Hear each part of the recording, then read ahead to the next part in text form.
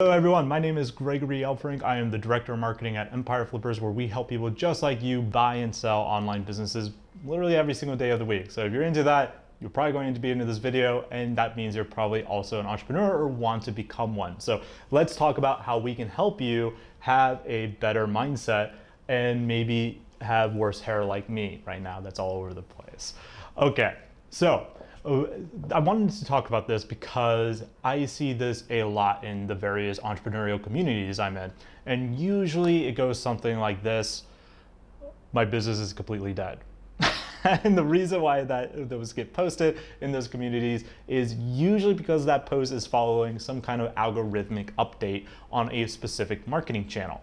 Often I see this in the SEO community. Google comes up with a new update. Someone has their business 50% down overnight, and they're like, SEO is dead, SEO is dead, alert search engine journal, they have to know this is very important, SEO is completely dead, affiliate marketing doesn't work, dropshipping doesn't work, supply chain is broken, Amazon just changed their organic rankings, PPC costs are going up, this business does not work, internet marketing is a scam, right? All this kind of stuff. I see this happen all the time. And every time it does happen, there is a wave of people that just give up, they quit. And it's understandable, right? You just worked like a year or 18 months really, really hard on something, and then Google does an algorithm update, not having a care in the world, sending your business spiraling to crap. Or Amazon does the same thing with their algorithm, right? This is one of the misconceptions about entrepreneurship. People think when you get into an online business, you are breaking the mold, you're being free, quit your 9-to-5, control your own destiny, all this kind of stuff. And while there is some truth to that, you are giving up one master for another. In this case, a much less caring master usually is the algorithms, because they don't know you exist, right? They don't care about you at all in any real meaningful way. So when this happens, an entrepreneur can feel a punch to their stomach where they just give up. They decide, I'm going to wind down this business and go get a job, right? All that kind of stuff. They just tuck it in, pack it in, and leave. And I understand, but here's the thing. I've had the privilege of becoming friends with some very high-level entrepreneurs over the last 5 years, working as a part of an M&A advisory group like Empire Flippers. So I get to see them react to these kind of changes too. And let me tell you, it is way different than how most people just starting out react. They understand this is part of the game. You got to prepare for this part of the game.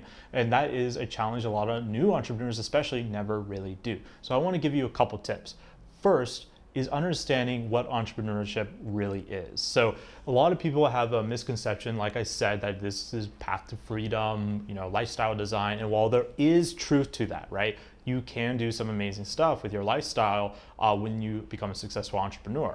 But the real thing about entrepreneurship is an analogy I like to call elevators and ladders. So if you worked in corporate America like how I used to work in a weird branch of corporate America in the oil field where I was actually on an oil rig instead of an office, but it was very much the same. It was super, super corporate, right?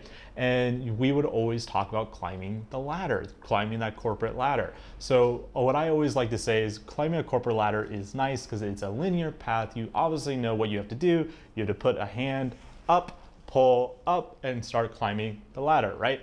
Of course, there's not a lot of room at the top of that ladder, and it can get pretty wobbly depending on the corporation if they do some kind of restructuring, right? So that's always one of the big fears of climbing that ladder. But the other thing, climbing a ladder is slow. There's pretty much only one way you can do it, right? Climb each rung one at a time, or maybe if you're really fast, you can skip to 2 rungs or 3 rungs, but you're still climbing a linear path. Entrepreneurship is completely different. There is no ladder entrepreneurship. There is no clear route. What I like to summarize entrepreneurship as is an elevator that you're in. And this elevator, all the buttons are confused. It's not in order like 1, 2, 3, 4, 5, 6 on which floor you get to go in. All the numbers are confused and mixed up, and everything is written in a language you do not understand. So at one moment, you might be flying high on floor 80, right? You're getting close to that golden rooftop where you can jump off of this thing and really set your sail into the wonderful sunset, right? And then suddenly something happens. You press a button thinking that this must be the roof because it's so close to the top already where I'm at. And the whole elevator just plummets in the shaft. Now you're down in the basement, power goes out, and you're stuck in the dark. And you're like, well, this sucks. Like, get me off of this thing, right? And a lot of entrepreneurs get off here. They get off that elevator in the basement, in the darkness with no electricity. They're like, this is too hard. I don't want to do this, right? But the best entrepreneurs, the ones that I know that have, rolled from these blows and recovered, they stay in the elevator. They fix it, right? They look at the elevator. They like, all right, well, that was obviously the wrong key. It's time to press another one. Let's go on another wild ride.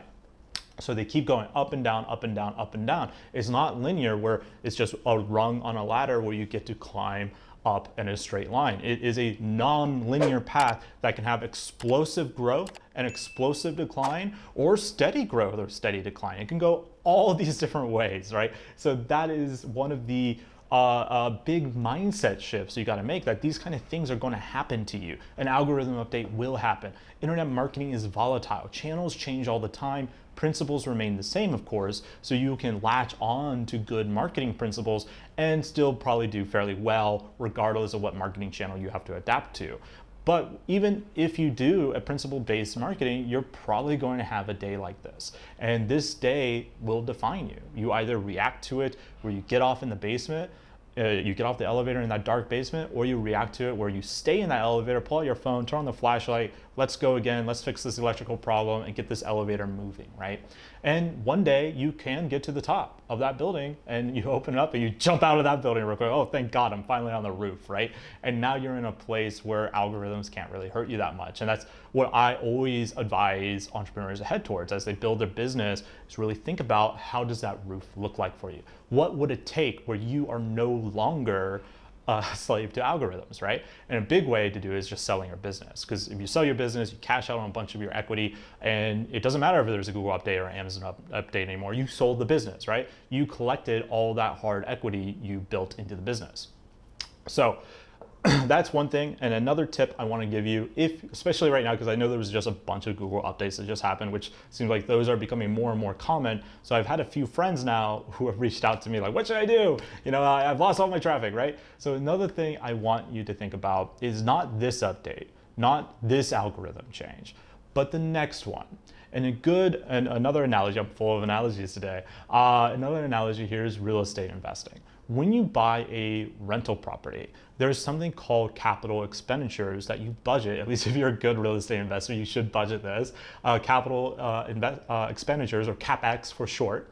And basically all this is you're taking a small percentage of the rental income you're producing and you're tucking that away in a savings account. You do not touch it. It's unleveraged. It's in a very, very safe place, and that builds up over time.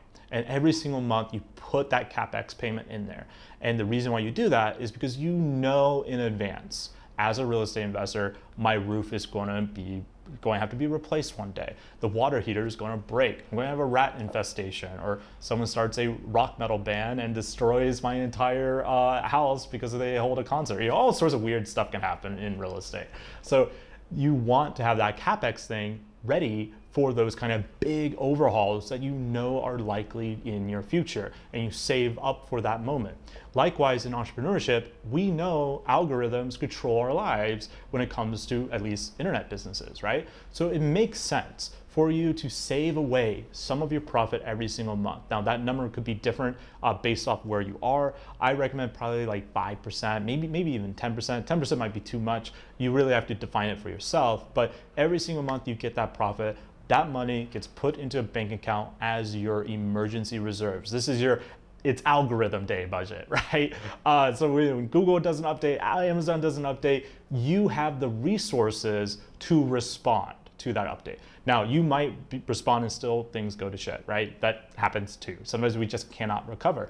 But by having this budget planned out before an algorithm update comes, you're going to put yourself in a lot less stressful position, right? Because if your business goes down, say after 2 years to 50%, and you were saving that 5 or 10% every single month, you have a good war chest to spur the recovery, to hire the consultant you need because you maybe don't know how to fix the problem, to get a second opinion on the consultant to make sure that they actually know what they're talking about, to reach out to different groups, join different premium communities, or buy the tools you need to fix the deal, right? Or hire the person you need if it's a more time-intensive, labor-intensive process to fix the problem, to do all that stuff. You're in a better position. So I just invite you to have this entrepreneur mindset. Entrepreneurship is a elevator ride, and it is a wonderful elevator ride. It's challenging, it's difficult, confusing, disheartening. You'll have the highest highs and the lowest lows, but hey, it's a lot less boring than a ladder. So there is the video. I hope you guys enjoyed it. If you do, please hit the like button and subscribe, and leave a comment with an entrepreneurial challenge you had to overcome in your own business. I'd love to hear it in the comments down below. I'll talk to you later. Bye.